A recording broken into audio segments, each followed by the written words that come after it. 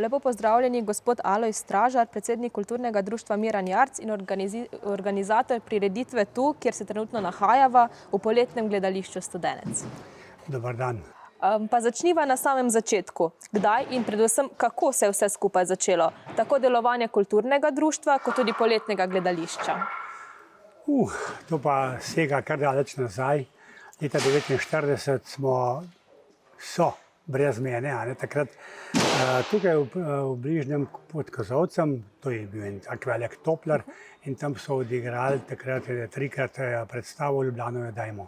No, ampak kasneje smo potem pripravljali še igre, pa gostovanje je bilo ogromno, tako da smo tudi po 15-krat šli gostovati vse posod, tudi tja do Dolenjske in pa na Štajersko tudi nekoliko, pa potem Gorenjskama, ampak potem, ko sem jaz že bil tudi zraven, smo pa rekli, zakaj bi mi hodili okrog, ker to je kar slabša predstava v bistvu potem, če greš ti gostovati.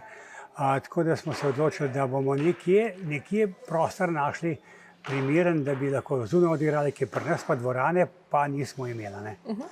No in tako smo potem enkrat po noči, v 11. po noči tukaj s svetilkami in smo pogledali, kje bi to bilo. Tale prostor je pa kot narašč bil od nikogaršnega, tu je bil lastnik, ampak to je bilo nekako občinska zemlja. In na ta način smo v tem pridobili, pa plačali pravzaprav vso zemljo smo odkupili, samo od igranja in od tega dobička, kar smo ga dobili od vstopnic in pa tudi, jasno, občina je tudi veliko pomagala. Kateri pa so bili tisti glavni mejniki? Glavni mejniki so bili to, da smo mi tukaj uprizorili recimo predstavo Martin Krpan. To je bilo 74. leta in ko smo to videli, da je to res tako hudo zanimanje in to je bil tisti en tak velik mejnik, smo rekli, to je pa res treba, da je to gledališče urediti. Najprej smo se imeli samo betonske kvadrovce, pa plohe gor in potem smo počasi obnavljali te stvari in dograjevali in tako. In danes se pa kar lahko pohvalimo, da je to drugo največje pokrito gledališče v državi. Potem ste organizirali tudi festival, kot je tak, ki poteka trenutno in sicer letos je že 21. Ja, pod skupnim imenom festival se nam je zdelo, da je to bolj lažje za oglaševanje in tako naprej, tako da smo se odločili, da je to festival. Ja, res je, že je 21. festival. Se mi zdi, da je pod tem imenom nas vsi dobro poznajo in je prav odločitev bila zagotovo prava.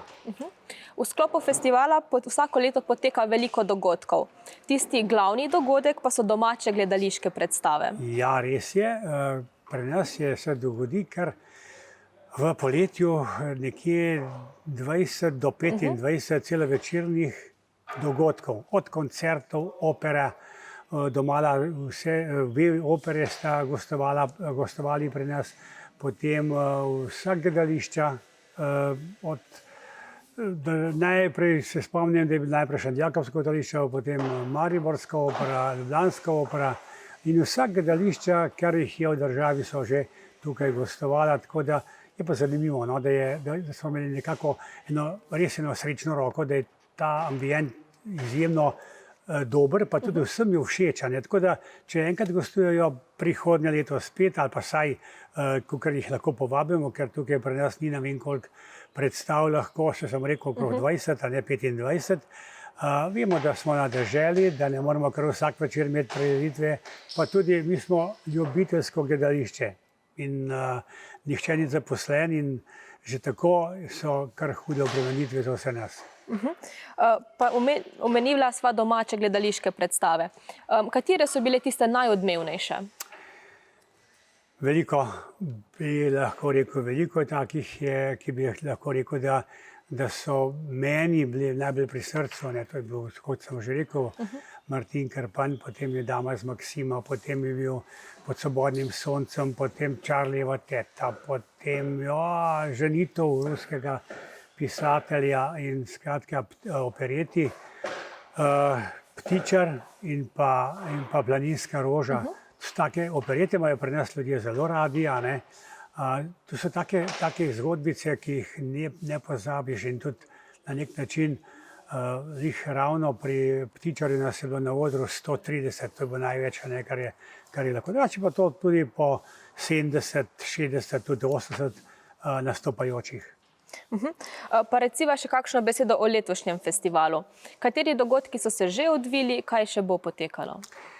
Letošnji dogodki smo že kar nekaj dogodkov dali skozi. Res pa je, da je bilo tudi nekaj takih, ki niso v našem biltenu oziroma niso v okviru festivala, to so razne podelitve nagrad in tako naprej, pa gasilske zveze je bila tukaj dobra prireditev.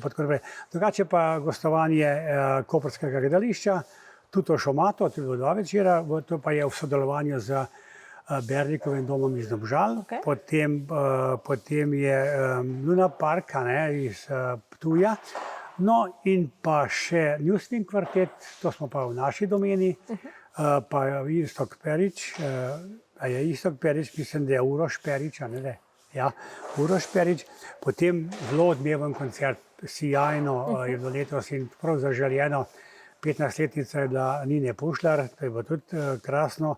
No in zdaj smo potem tukaj pri Belem konjičku, to je pa naša predstava, ko pa kasneje kakšno rekla o tem, ampak potem pa še Bigfoot mama, ima 30-letnico pri nas, pa Marko Škugor, tudi ta koncert bo tudi tukaj.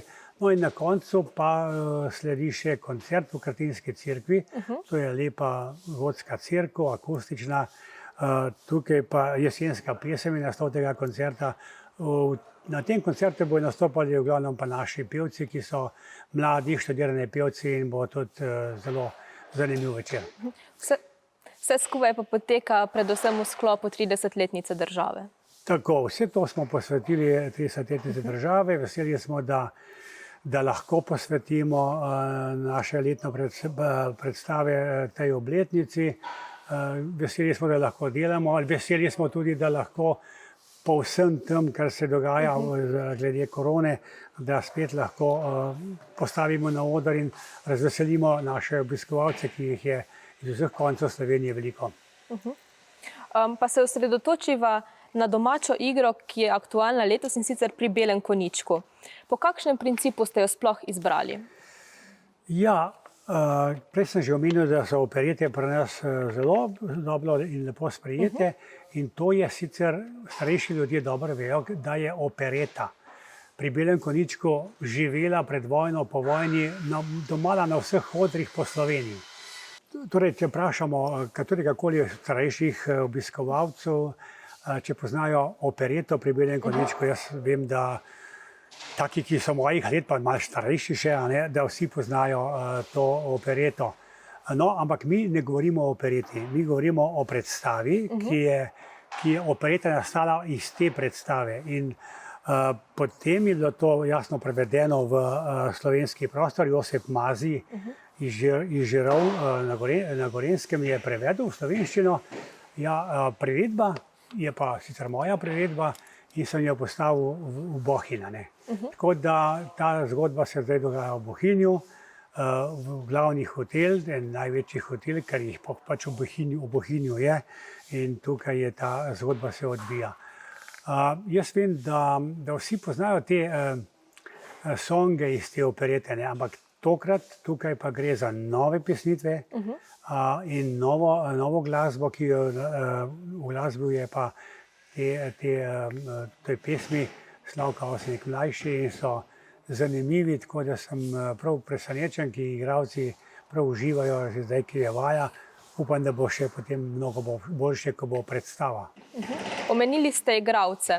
Kdo vse navadno nastopa? Vemo, da je tukaj velikokrat tudi več takih ljudi, ki so širše znani, nekaj pa verjetno tudi domačih. Ja, v našem društvu lahko vsak, kdor pride, pa izrazi željo, če bi lahko sodeloval. Mislim, da nikogar nikoli nismo odslovili, ampak smo rekli v redu. Čeprav gledališče je pač tako, do zadaj je vse podprto, kulise so podprte, treba je marsikaj početi, na odru je pa lepo vse. Za gledalce je to čudovito. In vsak, ko pride zraven, mu povemo, ja, treba je še marsikaj narediti, potem pa lahko igraš, pa lahko blestiš, če se to pač da.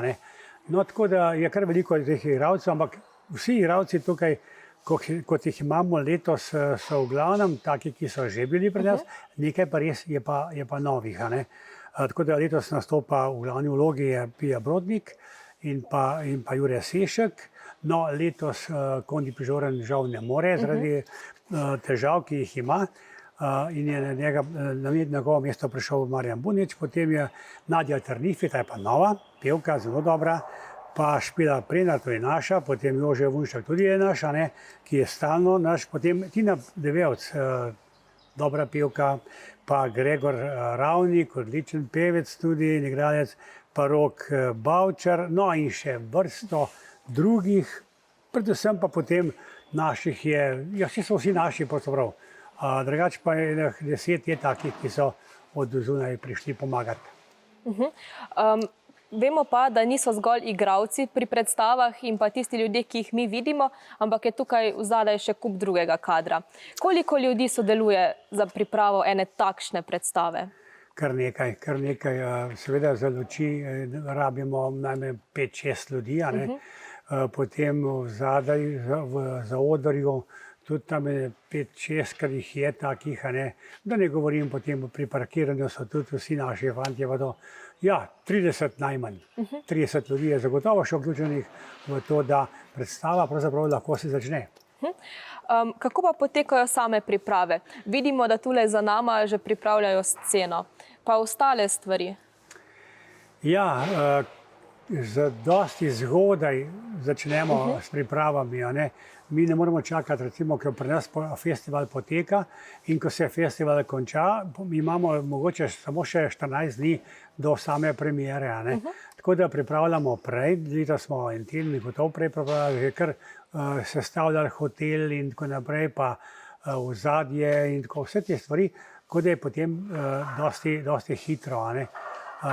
No, to je to, da ne govorimo o glasbi, najprej je potrebno tekste napisati in potem, da je Slavko Avsenik napisal melodije in tako naprej. Potem moram povedati, da bo pri nas glasba vsa v živo, a ne. Tudi tukaj je potrebno nekaj vaj, potem zbor iz Šutne, iz Kamnika prihaja, že vrsto let je z nami, ampak ne samo oni, tudi okoliški pevci so radi zraven, a ne, tako da je tudi tukaj kar nekaj vaj, niso tako enostavne zadeve napisane, tako da priprave tečejo že kar nekaj časa, res.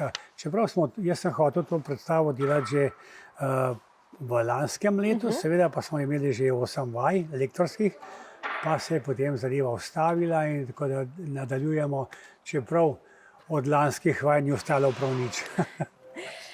Pa bi mogoče še v kakšnih datumih, kdaj si lahko ogledajo gledalci vse te predstave? Ja, pri nas je ustaljena praksa, ne, da lahko k nam pokličejo po telefonu, izvejo vse podrobnosti o sami predstavi, pa tudi o stopnicah, o sedežih, katera vrsta je in tako naprej. In naj pokličejo na 051 61 61 in pa še enkrat 51. Potem še ena številka je 051 61 41, pa še enkrat 41, ali pa na spletu www.studenec.net.